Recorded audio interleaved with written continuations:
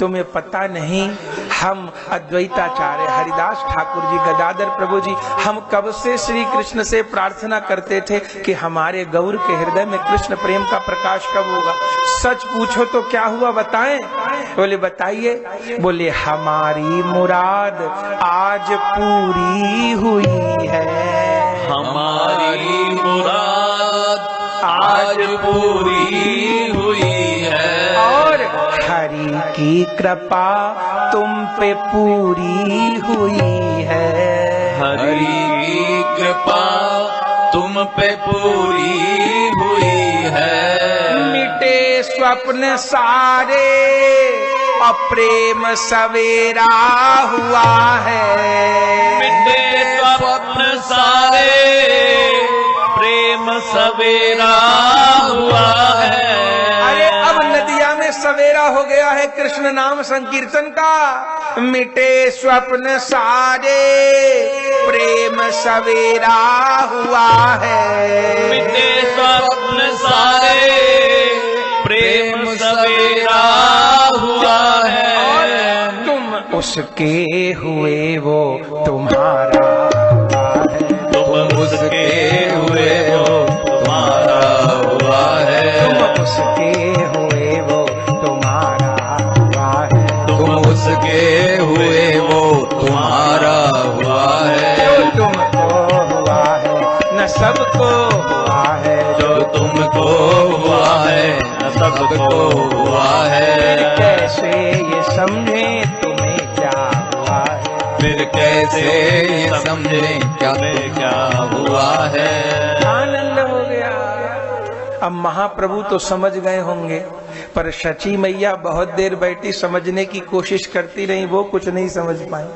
श्रीवास जी से कहा महाराज मैं आपकी पहेली का अर्थ नहीं समझ पाई, जो उसको हुआ है वो उसको नहीं हुआ, जो उसको हुआ है वो उसको नहीं हुआ, जो किसी को नहीं हुआ वो इनको हुआ, जो इनको हुआ वो किसी को नहीं हुआ, पर गौर को क्या हुआ मैं नहीं समझ पा रही। श्रीवास जी ने कहा मैया आप मत समझिए, आपको जरूरत भी नहीं ज्यादा समझने की, बस आप ये चाहती हो ना गौर स्वस्थ हो जाए। बोले हाँ ये तो चाहती हूँ, तो इनको स्वस्थ करने का उपाय क्या है? बोले उपाय ये है कि गौर हरि को हमारे घर संकीर्तन के लिए भेजो, और अब एक दिन दो दिन नहीं, अब प्रत्येक दिन नदिया में कीर्तन होने दो। अब इनके रोग का उपचार यही है कि नदिया नगर में अब कृष्ण नाम की गुंजार होए। सची मैया ने कहा ठीक, अब जैसे गौर स्वस्थ होते हो ऐसे ही आप कीजिए। और तब महाराज श्री महाप्रभु जी का कीर्तन श्रीवास आंगन में प्रारंभ हुआ। और वो कौन दिन था? वो दिन था माघ शुक्ल एकादशी का, जब श्रीमन महाप्रभु जी श्रीवास पंडित जी के भवन में कीर्तन करने के लिए पधारे थे। श्रीमन महाप्रभु जी का प्रथम प्रकाश श्रीवास पंडित जी के आंगन में हुआ है। तो महाप्रभु का कीर्तन प्रारंभ हुआ, और कीर्तन भी हम आगे सुनेंगे। लेकिन महाप्रभु जी कीर्तन लीला को प्रारंभ तो कर रहे हैं, लेकिन महाप्रभु जी को किसी का इंतजार है। बोले किसका? बोले कीर्तन लीला के महाप्रभु के जो परम सहयोगी हैं श्री नित्यानंद प्रभु जी, निताई चांद, उनके बिना कैसे कीर्तन लीला प्रकट हो सकती है? निताई गौर की जोड़ी तो बननी होगी। अब तो श्रीमन महाप्रभु जी कीर्तन प्रारंभ तो करते हैं, लेकिन नित्यानंद प्रभु जी का इंतजार भी करते हैं। और इधर नित्यानंद प्रभु जी कौन है? श्री कृष्णदास कविराज गोस्वामी जी चैतन्य चरितामृत में कहते हैं, सर्व अवतारी कृष्ण स्वयं भगवान, ताहार दित्य देह श्री बलराम, एकई स्वरूप दुई भिन्न मात्र काय, आद्य काय व्यूह कृष्ण लीलार सहाय, सेई कृष्ण नवद्वीपे श्री चैतन्य चंद, सेई बलराम संगे श्री नित्यानंद। श्री नित्यानंद कौन है? कविराज गोस्वामी जी कहते हैं सर्व अवतारी कृष्ण स्वयं भगवान, सर्व अवतारों के अवतारी श्री कृष्ण है। और उन्हीं की द्वितीय देह श्री बलराम जी हैं। बोले एक ही स्वरूप दुई भिन्न मात्र काय, आद्य काय व्यूह कृष्ण लीलार सहाय। काय व्यूह किसको कहते हैं? जब एक देह किसी अन्य कार्य के प्रयोजन के लिए अपने से दूसरी देह प्रकट करती है, तब दूसरी देह को पहली देह का आद्य काय व्यूह कहा जाता है। तो श्री कृष्ण तो स्वयं भगवान हैं और उनका आद्य काय व्यूह श्री बलराम जी हैं।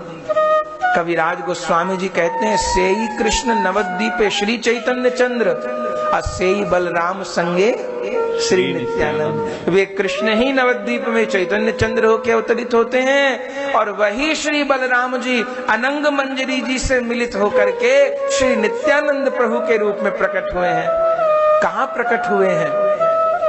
वीरभूम जिले के एक चक्रा गांव में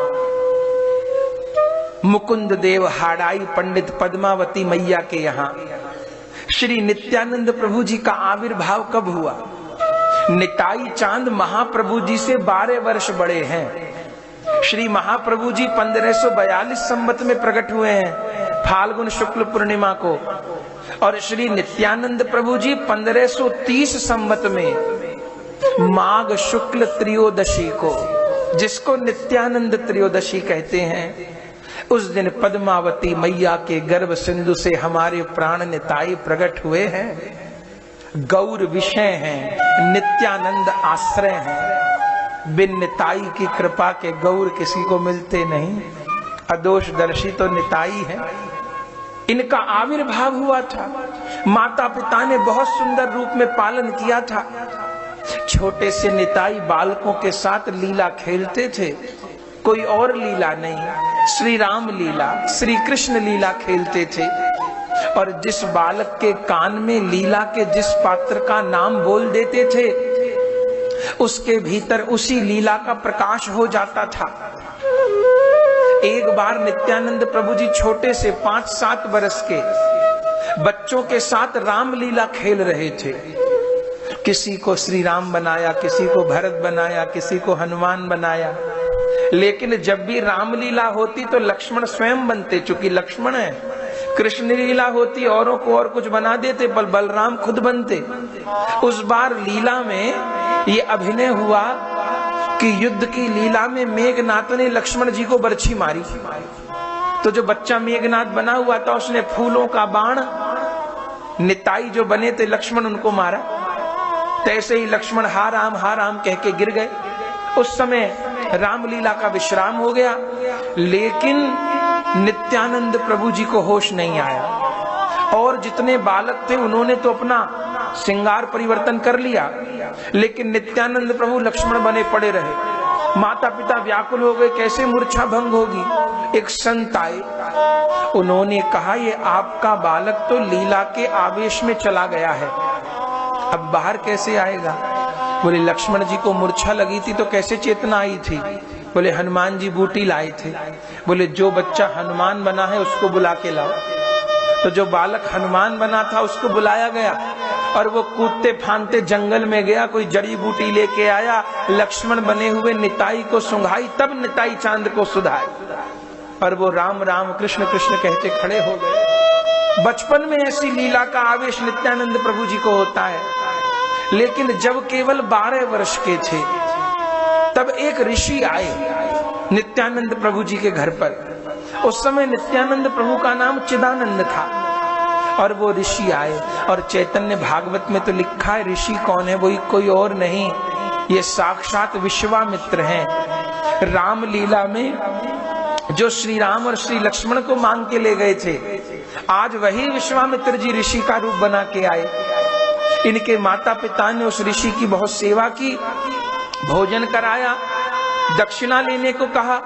उस महात्मा ने वचन लिया कि आप वचन दीजिए, जो दक्षिणा मांगूंगा वो दोगे। इनके पिताजी ने वचन दे दिया, जो मांगूंगा सो दे दूंगा। उस ऋषि ने तो नित्यानंद को ही मांग लिया, मुझे अपना पुत्र ही दे दीजिए।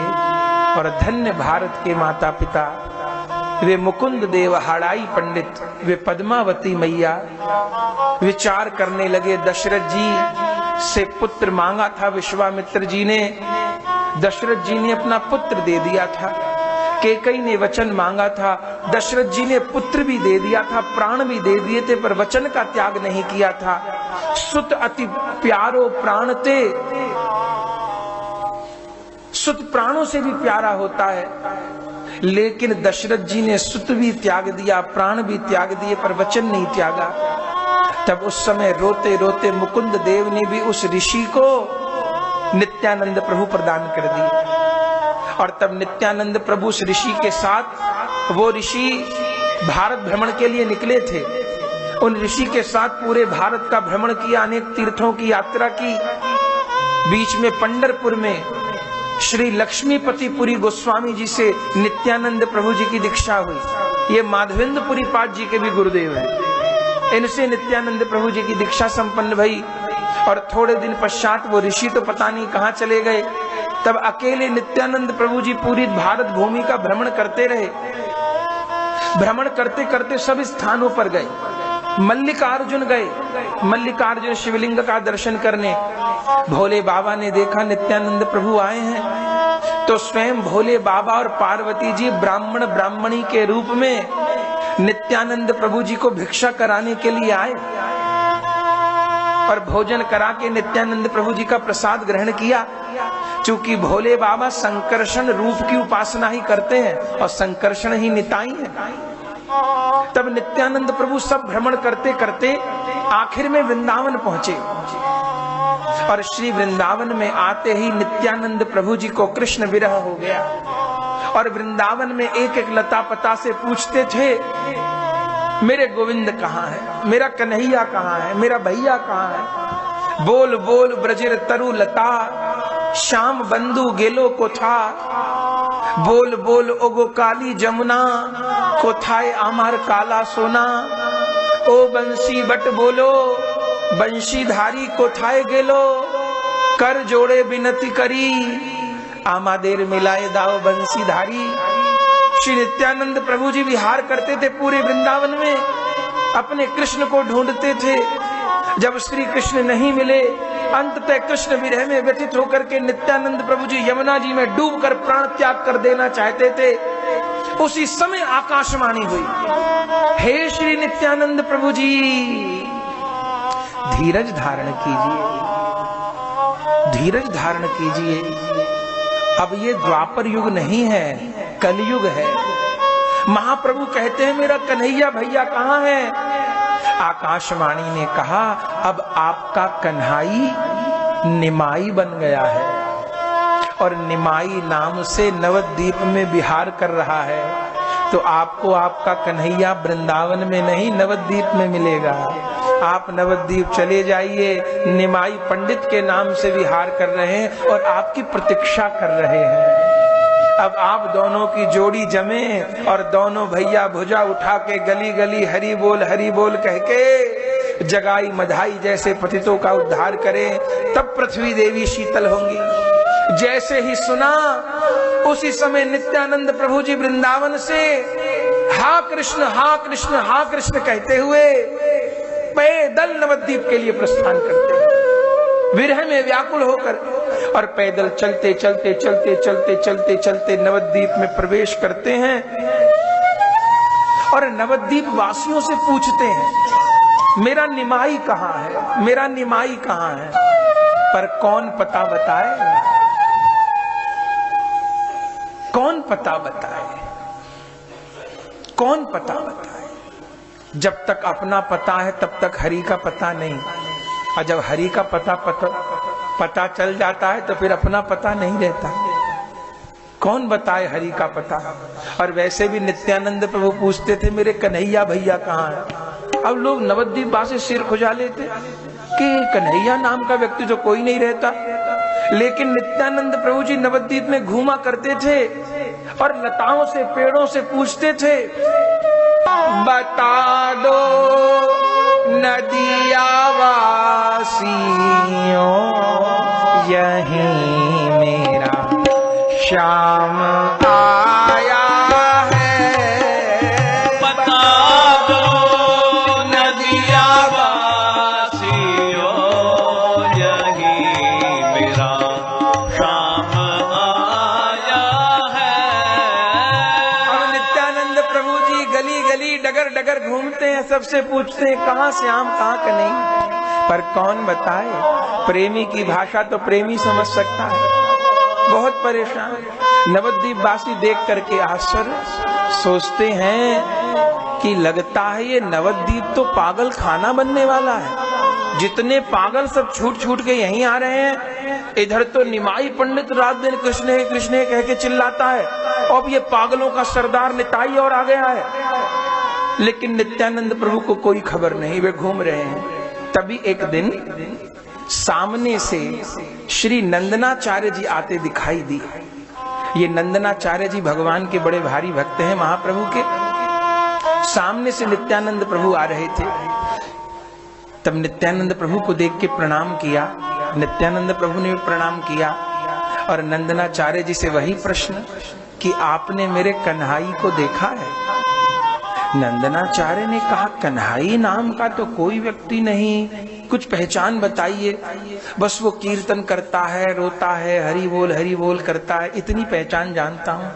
बोले कन्हाई तो नहीं, हाँ निमाई पंडित ने तो इस समय नदिया नगरी को वृंदावन जरूर। बोले हाँ, मैं तो भूल गया, आकाशवाणी ने निमाई नाम लिया था, अब वो निमाई बन गए हैं। तो बताइए निमाई कहाँ रहते? अरे निमाई को कौन नहीं जानता, यहीं गंगा तट पर शची मैया का भवन है, वहीं निमाई पंडित रहते हैं। आइए मैं आपको लेके चलूं।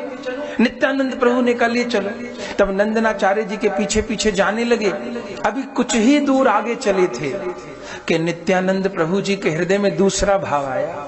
मन में सोचने लगे कि आखिर निमाई तो छोटे भाई है ना, और मैं बड़ा भाई हूँ, और मैं बड़ा भाई होके इतनी दूर से पैदल चल के यहाँ तक आ गया। अब 4 कदम चल के छोटे भाई को भी आना चाहिए। अब घर नहीं जाऊंगा। नंदनाचार्य जी ने कहा चल क्यों नहीं रहे? नित्यानंद प्रभु ने कहा एक निवेदन आपसे करना है। बोले करिए। बोले कुछ दिन आप अपने घर में हमको निवास प्रदान करेंगे? नंदनाचार्य ने कहा बड़े भाग जो भगवत भक्त निवास करेंगे, पर मेरी शर्त है किसी को पता न चले कि मैं आपके यहाँ निवास कर रहा हूँ। नंदनाचार्य ने कहा ठीक है, किसी को नहीं पता पड़ेगा। तब गोपनीय रूप में नंदनाचार्य जी के घर पे नित्यानंद प्रभु निवास करने लगे। और इधर महाप्रभु श्रीवास जी के आंगन में जिस दिन से नित्यानंद प्रभु आए हैं, श्रीवास पंडित जी को महाप्रभु कहते हैं सवेरे कि श्रीवास जी आज रात को मैंने अद्भुत स्वप्न देखा। क्या स्वप्न देखा? कि नीले वस्त्र पहन के श्री बलराम जी ताल ध्वज रथ पर विराजमान होकर नवद्वीप धाम में प्रवेश कर रहे हैं और नवद्वीप की गली गली में डोल रहे हैं। श्रीवास पंडित जी ने कहा तो बहुत शुभ स्वप्न है, इसका अर्थ क्या है? महाप्रभु जी ने कहा अर्थ ये है कि जरूर नवद्वीप में किसी महापुरुष का आगमन हुआ है, लेकिन वो छिप कर रह रहे हैं। अब उस महापुरुष को ढूंढना है। श्रीवास जी ने कहा ये तो कोई बड़ी बात नहीं, नवद्वीप इतना बड़ा नगर नहीं, हम लोग ढूंढ लेंगे। महाप्रभु ने कहा जाइए भक्तों की टोली लेके ढूंढिए। तब श्रीवास पंडित जी भक्तों को लेके निताई को ढूंढने निकले। पता तो था नहीं कहाँ रह रहे हैं। घर घर में जाके पूछते हैं यहाँ कोई अतिथि तो नहीं आए, यहाँ कोई संत तो नहीं आए, यहाँ कोई वैष्णव तो नहीं आए, कोई थे नहीं। ढूंढते ढूंढते नंदनाचार्य जी के घर के बाहर पहुंचे तो नंदनाचार्य जी के यहाँ तो गोपनीय रूप में रह रहे थे। नंदनाचार्य जी ने भी कह दिया मेरे घर कोई अतिथि नहीं आया। सवेरे से शाम तक ढूंढते हार थक के लौट आए। महाप्रभु को कह दिया महाप्रभु जी यहाँ तो कोई अतिथि कोई संत वैष्णव नहीं आया। महाप्रभु कहते नहीं नहीं, मुझे सुगंध आ रही है कि जरूर नवद्वीप में कोई महाप्रेमी छिपके निवास कर रहा है। मणि को कोई हाथों से छिपा नहीं सकता। प्रभु हम तो ढूंढ आए, कैसे मिलेंगे? महाप्रभु ने कहा हम ढूंढने चलेंगे। तब महाप्रभु भक्तों के साथ में नाम कीर्तन करते चले ढूंढने को, और उनको तो पता था कहाँ छिपा है मेरा चोर। तो और घर तो ऐसे ही घूमे और अंत में नंदनाचार्य जी के घर के बाहर जाके खड़े हो गए। श्रीवास पंडित जी ने कहा प्रभु पूछ लिया मैंने यहाँ पे। महाप्रभु ने कहा नहीं, यहीं से सुगंध आ रही है, लगता मणि यहीं छिपी है। बोले प्रभु पूछा है हम। नंदनाचार्य कहते कोई नहीं है। महाप्रभु ने कहा पूछो मत, हम तरीका बताते हैं आपको, एक काम करो आप। बोले क्या? श्रीवास पंडित जी को कहा कोई भागवत जी का श्लोक तो गाओ। तब श्रीवास पंडित जी ने श्रीमद् भागवत जी के दशम स्कंद के 21वें अध्याय का वेणु गीत का, जिसमें श्री कृष्ण के गौचारण से लौटने की झांकी का वर्णन है, इस श्लोक को गाया। और जैसे श्रीवास जी नंदनाचार्य जी के घर के बाहर गाने लगे, वो कौन सा श्लोक था? बरहा पीडम नटवर बपुः, बरहा पीडम नटवर बपुः, करनयो करनिकारं बिभ्रदवासः कनककपिशं वैजयन्तीं च माला रन्ध्रानबेनो रधर सुधया पूरयन् गोपवृन्दै वृन्दारण्यं स्वपदरमणं प्राविशद् गीतकीर्तिः। इस श्लोक में श्री कृष्ण बलराम के गौचारण से लौटने की झांकी का वर्णन है। जिन नंद नंदन के माथे पर मयूर का पंख है, जिनका नटवर वपु है, जिनके गले में वनमाल है, जो मधुर मधुर बंशी नाद कर रहे हैं, एक हाथ दाऊ जी के कंधे पर रखा है और आगे गाय पाछे गाय, इत गाय उत गाय, गोविंद को गायन में बस वही भाव है। आगे आगे बछड़ा भाग रहे हैं, पीछे पीछे अपार गैयाओं का समूह गैयाओं के चरणों से रज उड़ के श्री कृष्ण के माथे पे सुशोभित हो रही है। बार बार भगवान की अलकावली भगवान के मुखार बिंद पर आ रही है। बड़े बड़े कमल जैसे नेत्र हैं, सुंदर बंशी वादन करते हुए सारे गोप ग्वाल जिनके सुयश को गा रहे हैं, वे श्री कृष्ण दाऊ जी के कंधे पर हाथ धर के आज गैयाओं के समूह के बीच वृंदावन में प्रवेश कर रहे हैं। जो इस श्लोक को गाया, भीतर नित्यानंद प्रभु अस्थिर होने लग गए, आवेशित होने लग गए। महाप्रभु जी ने श्रीवास जी को कहा एक बार फिर श्लोक को गाओ। श्रीवास जी ने फिर गाया, नटवर वपुः बरहा पीडम नटवर वपु कर्णयो कर्णिकारं बिभ्रदवासः कनककपिशं वैजयन्तीं च मालां रन्ध्रानवेनोरधर सुधया पूरयन् गोपवृन्दै वृन्दारण्यं स्वपदरमणं प्राविशद् गीतकीर्तिः। एक बार और गा दीजिए श्रीवास जी। श्री नित्यानंद प्रभु भीतर विह्वल होने लगे, कृष्ण विरह में आवेशित होने लगे। फिर श्रीवास जी ने उच्च स्वर से गाया, बरहा पीडम नटवर बपुः करनयो करनिकारं बिभ्रदवासः कनककपिशं वैजयन्तीं च मालां रन्ध्रानवेणु रधर सुधया पूरयन् गोपवृन्दै वृन्दारण्यं स्वपदरमणं प्राविशद् गीतकीर्तिः। अब नहीं रहा गया नित्यानंद प्रभु जी से, भीतर से भाग आए, मेरे गौर मेरे निमाई मेरे कन्हाई कहते भागे आए। जो महाप्रभु जी ने दूर से नित्यानंद प्रभु जी को आगे देखा, मेरे निताई कहते भागे। नित्यानंद प्रभु मेरे निमाई कहते भागे। और दोनों भैया एक दूसरे के गले लग गए। महाराज भक्तों ने फूल बरसाए, जय जयकार करी, कहिए श्री निताई गौर हरि सरकार की जय हो, नित्यानंद प्रभु की जय हो, श्री गौरांग प्रभु की जय हो। अद्भुत मिलन हुआ है। उस निताई गौर के दिव्य मिलन का कौन वर्णन कर सकता है। श्रीमन महाप्रभु नित्यानंद प्रभु को दाऊ दादा मेरे बलराम मेरे दादा कह के रो रो कर लिपट रहे हैं। और नित्यानंद प्रभु मेरा कन्हाई मेरा कन्हैया कहते रुदन कर रहे हैं।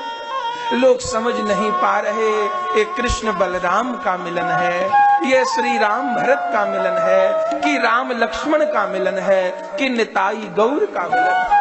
आज राम लीला कृष्ण लीला सब प्रकट हो रही हैं, सजीव हो रही हैं।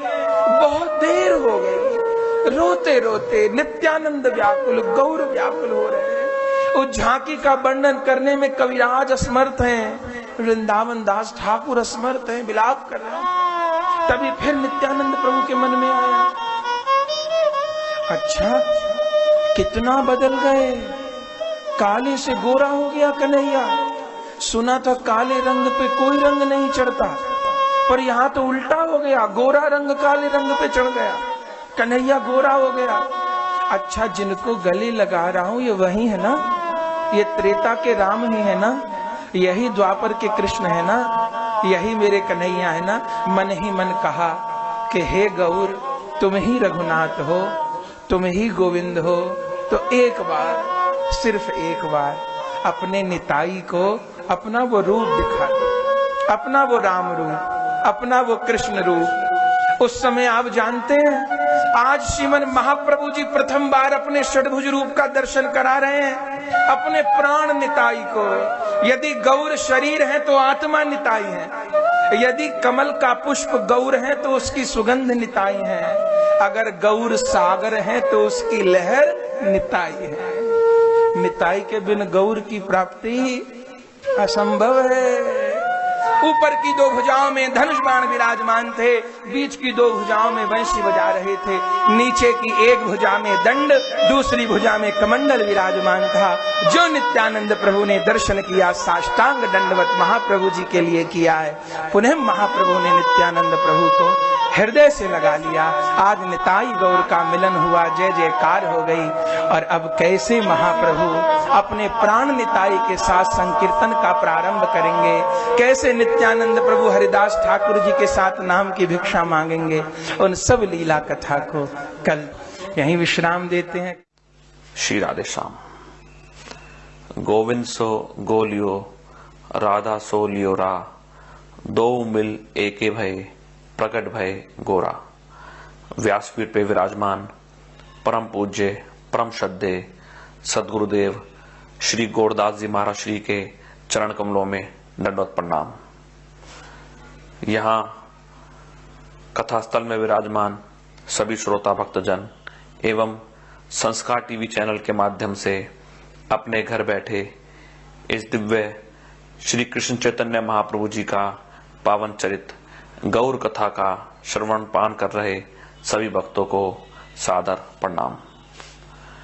प्रभु की अकारण करुणा के फलस्वरूप हम सबको बहुत सुंदर सौभाग्य प्राप्त हो रहा है, जिसमें हम श्री वृंदावन धाम की पावन भूमि में विराजमान होकर श्री गौर कृपा धाम में पूज्य महाराज श्री के श्री मुख से श्री कृष्ण चैतन्य महाप्रभु जी का पावन चरित श्री गौर कथा का श्रवण पान कर रहे हैं। और इस कथा का विशेष प्रसारण भी 3 दिसंबर से 13 दिसंबर तक प्रतिदिन प्रातः 10 बजे से दोपहर 1 बजे तक संस्कार टीवी चैनल पर आ रहा है।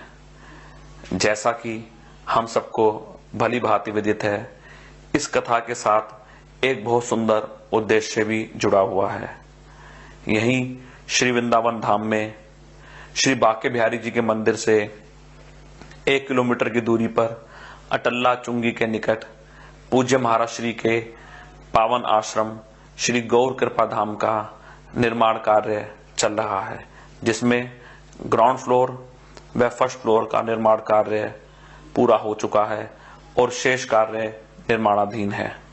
तो जो भक्तजन संस्कार टीवी चैनल के माध्यम से अपने घर बैठे इस दिव्य कथा का रसपान कर रहे हैं, आप भी इस आश्रम निर्माण के पुनीत कार्य में श्री मंदिर सेवा हेतु, कमरों की सेवा हेतु, हॉल की सेवा हेतु या अन्य किसी भी प्रकार के निर्माण की सेवा हेतु सहयोग प्रदान करना चाहते हैं तो पूज्य महाराज श्री की संस्था श्री निताई गौर हरि संकीर्तन मंडल ट्रस्ट रजिस्टर्ड गाजियाबाद के पंजाब नेशनल बैंक अकाउंट में सहयोग प्रदान कर पुण्य के भागी बन सकते हैं।